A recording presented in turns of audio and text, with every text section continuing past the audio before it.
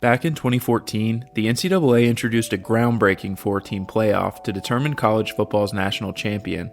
9 years later in 2023, fans everywhere have demanded a bigger playoff, incorporating more teams into the competition after years of scar tissue formed by excluding teams with great resumes and fielding some extremely uncompetitive games between outmatched teams and what should be the forum for the best of the best to compete.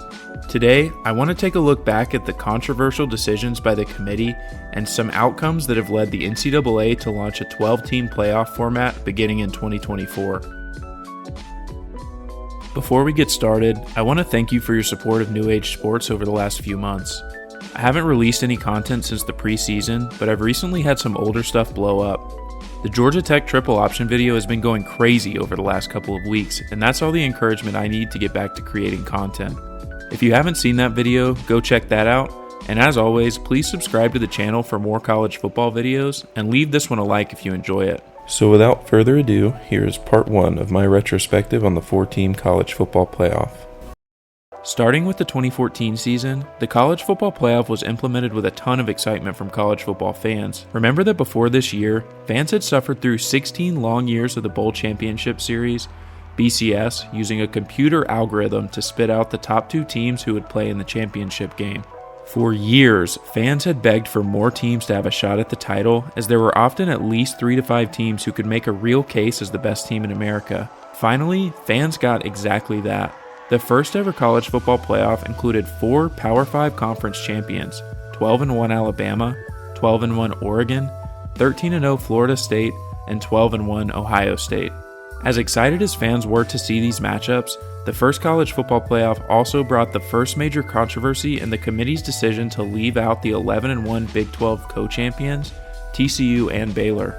Baylor won a head-to-head matchup with TCU 61-58, but dropped a game to West Virginia in the regular season.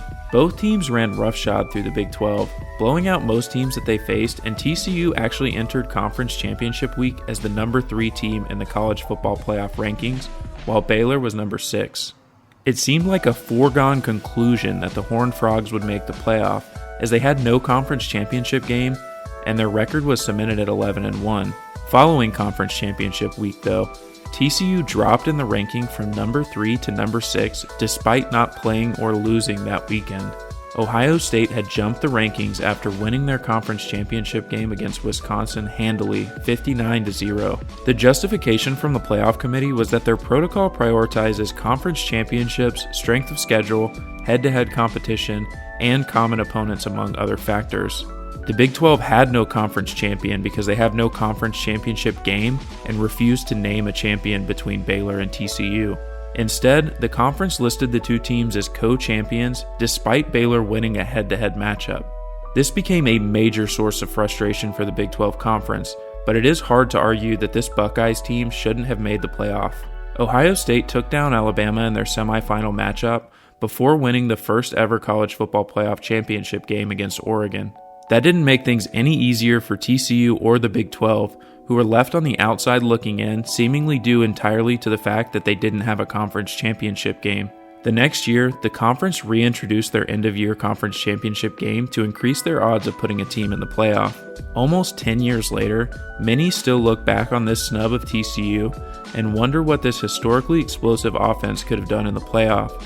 The Horned Frogs got a chance to put an exclamation point on the season in the Peach Bowl against number 9 Ole Miss. They crushed the Rebels 42-3, only providing more evidence that the Horned Frogs may have actually been a better selection than one of the other one-loss playoff teams. Entering 2015, fans didn't really know what to expect from the CFP going forward. Luckily for them, the season shook out without any major controversy in the committee selections. The 4 selected teams, Clemson, Alabama, Michigan State, and Oklahoma, were the only undefeated or one-loss conference champions at the end of the year.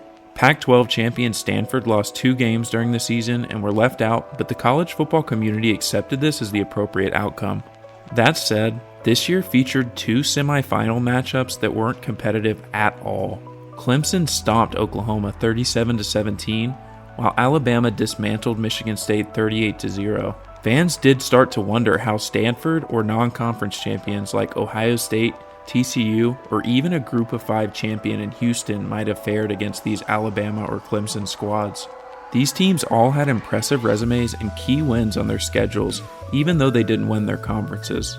Luckily for us, we got a fantastic matchup in the championship game between Alabama and Clemson, with the Crimson Tide winning a close 45-40 game. Even with that historic outcome, the blowouts in the semifinals were a horrible viewing experience, and college football fans demanded better. This season would influence college football playoff committee selections for many years to come, as projecting which teams would compete at a higher level began to be weighted higher than the resume a team produced.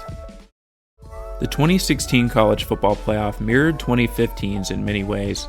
Alabama, Clemson, Ohio State, and Washington each made the playoff and again produced lackluster semifinal matchups.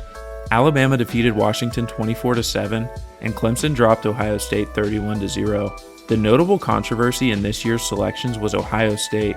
The Buckeyes finished the season 11-1, dropping a game to Penn State that left them out of the Big Ten championship game. Penn State won that Big Ten championship decisively, but they were left out in favor of Ohio State because the Nittany Lions lost 2 games early in the season to Michigan and non-conference foe Pittsburgh. That loss to Pitt basically kept them out, as the Panther squad finished the season with a middling 8-5 record. This doesn't mean that fans weren't upset, as years prior the committee snubbed TCU due to them not being conference champions. Ohio State's performance in the playoff only further justified these gripes, because it's hard to imagine any of the top teams left out performing worse against Clemson. With all that context, in my opinion, Clemson and Alabama were both juggernauts in 2015 and 2016, so no matter who they faced, they probably would have met again in the championship. And yet again, in that year's championship matchup, we got an all-time classic, with the Tigers winning this one 35-31 on a game-winning drive. For a second straight season, fans were satisfied with the championship matchup, and most felt that the 2 best teams played in the championship game. 2017 is a year we all remember. The committee's 4 selections were Clemson, Oklahoma, Georgia, and Alabama.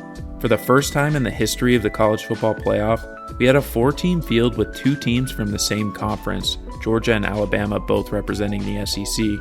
I think that this is the season where the college football playoff committee ultimately just decided that they could do whatever they wanted going forward, because they decided to include a non-SEC champion Alabama somewhat controversially, and the Crimson Tide actually won the whole thing.